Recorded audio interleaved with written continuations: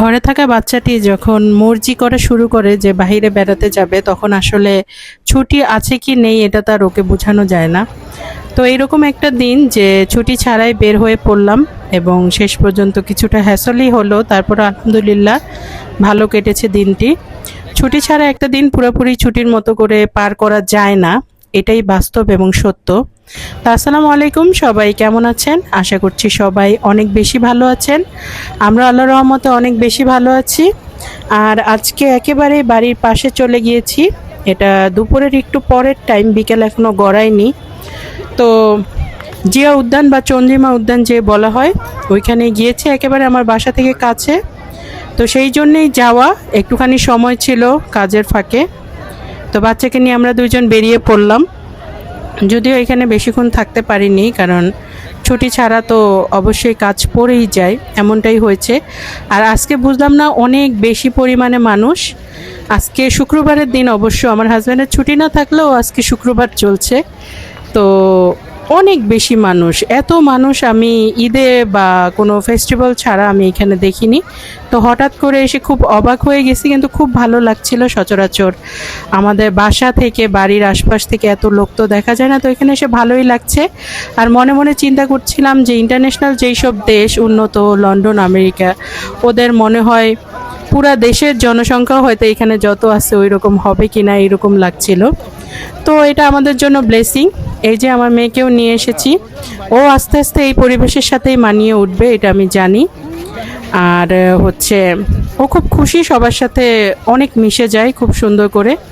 এখানে ও কাউকে মানে অন্য কেউ বা পর কেউ ভাববে না, ও ভাববে সবাই আমাদের, এইরকম ভাবে। আর এইভাবেই সবার সাথে ও মিউচুয়াল হয়ে যায়, এটা আমার কাছে খুবই ভালো লাগে। আর একটা বল কিনে দিলে তো কথাই নেই, সবার সাথে বল খেলা শুরু করে। তবে আজকে খুব বেশি মানুষ, এখানে খেলাধুলা করা যাবে কিনা এখনো বুঝে উঠতে পারছি না। সবাই ঘোরাঘুরি করার জন্য আসছে, আর মনে হচ্ছে একেবারে ঈদ লেগে গেছে। ঈদের দিন সম্ভবত এরকমই হয়তো এখানে হয়, আমার আশা হয়নি ঈদের দিন। তারপর ভালোই লাগছে, খারাপ লাগছে না। আর বেশি মানুষ হলে একটু ঝামেলাটা কি হয়, আপনি কোথাও বসা বা একটু নিরিবিলি টাইম স্পেন্ড করা, বাচ্চাকে নিয়ে অনেকগুলো জায়গা নিয়ে খেলা, এইগুলা করা চলে না।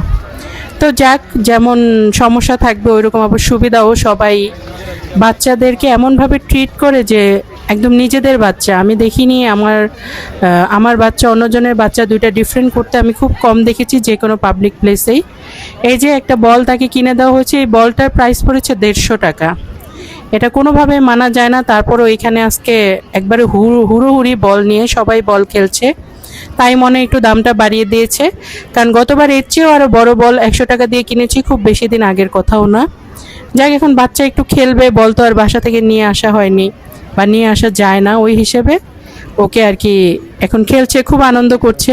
একবারে 150 টাকা উসুল হয়ে গেছে।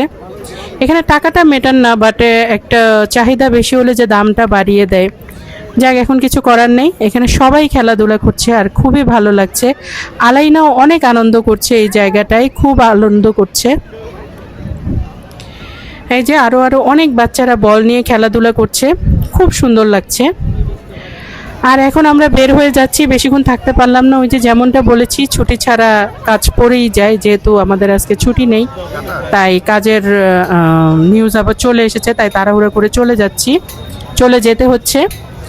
তবে আমার মেয়ে আরেকটু খেলতে চেয়েছিল, ওকে আর এখানে খেলানো সম্ভব হচ্ছে না, সময় হবে না, পরে আবার আসবো ইনশাল্লাহ। আর আপনাদের ভাইয়া অফিস থেকে এসে আবারও আমাদের নিয়ে বাইরে গেল খাওয়ার জন্য, কারণ ওইখানে আমরা কিছুই খাওয়া দাওয়া করতে পারিনি। তো ওই হিসেবে আবার বাইরে বের হয়ে গেলাম। এখন গিয়েছি হচ্ছে ব্যাটালিয়ান, যেটা মিরপুর 14 নম্বর বা 13 নম্বর এর মাঝামাঝি স্থানে পড়ে। ওইখানে এই চটপটিটা খুব মজা, 60 টাকা ছিল স্পেশাল চটপটি। আমরা এখানে এই চটপটি আর এই ফুচকাটা, এই দই ফুচকাটার দাম হচ্ছে 100 টাকা। এটাই খেয়ে থাকি, খুবই মজা হয় দুইটা জিনিস। চটপটিটা একদম গরম গরম, টমেটো দেওয়া, তারপরে শসা দেওয়া থাকে, খুবই মজা লাগে।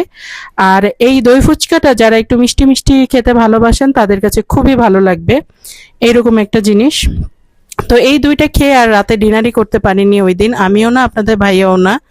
তো যাই হোক, দিনটা সর্বশেষে হয়তো আমার হাজবেন্ডের একটু কষ্ট হয়েছে, 2বার বের হওয়া লেগেছে বা আমাদের ঘোরানোর উদ্দেশ্যে বের হয়েছে, বাট আলহামদুলিল্লাহ ভালোই গেছে। আর এই যে ভিডিওটি শেষ করব এক গ্লাস শরবত দিয়ে। এই শরবতটা আমরা মানিক মেভিনিতেও খেয়েছি, খুব ভালো লেগেছে, এখানে পেয়ে আবারও ভালো লাগছে। সবাই ভালো থাকবেন, আল্লাহ হাফেজ।